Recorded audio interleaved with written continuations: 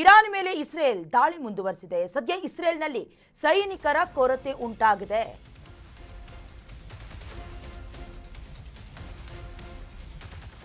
Iran ಮೇಲೆ ದಾಳಿ ಮುಂದುವರೆಸಿದೆ ಇಸ್ರೇಲ್. ಸದ್ಯ ಇಸ್ರೇಲ್ನಲ್ಲಿ ಸೈನಿಕರ ಕೊರತೆ ಉಂಟಾಗಿದೆ.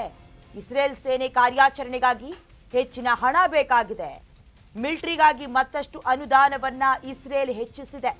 ಈ ಬಾರಿಯ ಬಜೆಟ್ನಲ್ಲಿ ಹಣವನ್ನ ತೆಗೆದಿರಿಸಿದೆ ಇಸ್ರೇಲ್ನ ಸಂಸತ್ನಲ್ಲಿ ಈ ವರ್ಷದ ಬಜೆಟ್ ಮಂಡನೆಯಾಗಿದೆ. ಸಂಸತ್ನಲ್ಲಿ ಆಯಾ ವ್ಯಯಗೆ ಅಂಗೀಕಾರ ಸಿಕ್ಕಿದೆ. ಬಜೆಟ್ ಪರವಾಗಿ ಮತ ಚಲಾಯಿಸಿದ್ದಾರೆ 62 ಸಂಸದರು. ಬಜೆಟ್ ವಿರೋಧಿಸಿ 55 ಜನ ಸಂಸದರಿಂದ ಮತ ಚಲಾವಣೆ ಆಗಿದೆ. ಈಗಾಗಲೇ ಯುದ್ಧದ ಭೀಕರತೆ ಯಾವ ಮಟ್ಟಿಗಾಗಿದೆ ಅಂತ ಹೇಳಿದ್ರೆ, ಮಿಸೈಲ್ಗಳು ಅಥವಾ ಬಾಲಿಸ್ಟಿಕ್ಗಳ ಉಡಾವಣೆಯಿಂದಾಗಿ ಸಂಪೂರ್ಣ ರಾಷ್ಟ್ರವೇ ಛಿದ್ರವಾಗ್ತಾ ಇದೆ. ಅಭಿವೃದ್ಧಿ ಹೊಂದಿದಂತಹ ರಾಷ್ಟ್ರಗಳು ಮತ್ತ ಚೇತರಿಕೆಯನ್ನ ಕಾಣಬೇಕು ಅಂತ ಹೇಳಿದ್ರೆ ಬಹಳಷ್ಟು ಸರ್ಕಸ್ ಮಾಡಬೇಕಾಗತ್ತೆ.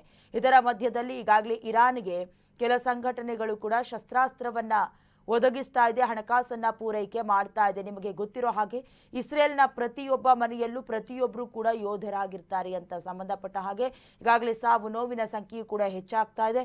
ಇಸ್ರೇಲ್ನಲ್ಲಿ ಮಿಲಿಟರಿ ಪಡೆ ಅಥವಾ ಸೈನಿಕರ ಸಂಖ್ಯೆಯೂ ಕೂಡ ಕಡಿಮೆ ಆಗ್ತಾ ಇದ್ದು ಮತ್ತಷ್ಟು ಅನುದಾನವನ್ನ ಹೆಚ್ಚಿಗೆ ಮಾಡ್ತಾ ಇದೆ ಇಸ್ರೇಲ್ನ ಸರ್ಕಾರ. ಈ ಬಾರಿ ಬಜೆಟ್ ಮಂಡನೆಯಾಗಿದೆ. ಪ್ರತ್ಯೇಕವಾಗಿ ಹಣವನ್ನ ತೆಗೆದಿರಿಸಿದೆ ಇಸ್ರೇಲ್ ಸಂಸತ್ನಲ್ಲಿ ಈ ಬಾರಿಯ ಬಜೆಟ್ ಮಂಡನೆಯಲ್ಲಿ ಆಯಾ ವ್ಯಯಕ್ಕೆ ಅಂಗೀಕಾರ ಸಿಕ್ಕಿದೆ. ಜೊತೆಗೆ ಬಜೆಟ್ ಪರವಾಗಿ ಮತ ಚಲಾಯಿಸಿದ್ದಾರೆ 62 ಸಂಸದರು. ಬಟ್ ಬಜೆಟ್ ವಿರೋಧಿಸಿ 55 ಸಂಸದರು ಮತವನ್ನ ಚಲಾವಣೆ ಮಾಡಿದ್ದಾರೆ. ಸಂಬಂಧಪಟ್ಟ ಹಾಗೆ ಇರಾನ್ನ ಮೇಲೆ ಜಂಟಿ ಕಾರ್ಯಾಚರಣೆಯನ್ನ ನಡೆಸ್ತಾ ಇರುವಂತಹ ಇಸ್ರೇಲ್ ಅಮೆರಿಕ ಯುದ್ಧದ ಭೀಕರತೆಯನ್ನ, ಹಣಕಾಸಿನ ಮೂಲಗಳನ್ನ ಹೆಚ್ಚಿಗೆ ಮಾಡಿಕೊಳ್ಳೋದ್ರ ಮೂಲಕ ಮತ್ತಷ್ಟು ಯುದ್ಧದ ಶಸ್ತ್ರಾಸ್ತ್ರಗಳನ್ನ ಖರೀದಿ ಮಾಡಿ ಮತ್ತೆ ಯುದ್ಧ ಪ್ರಯೋಗವನ್ನ ಅಥವಾ ಶಸ್ತ್ರಾಸ್ತ್ರಗಳ ಪ್ರಯೋಗವನ್ನ ಮುಂದುವರಿಸುವ ಸೂಚನೆ ದಟ್ಟವಾಗಿ ಸಿಕ್ಕಿದೆ.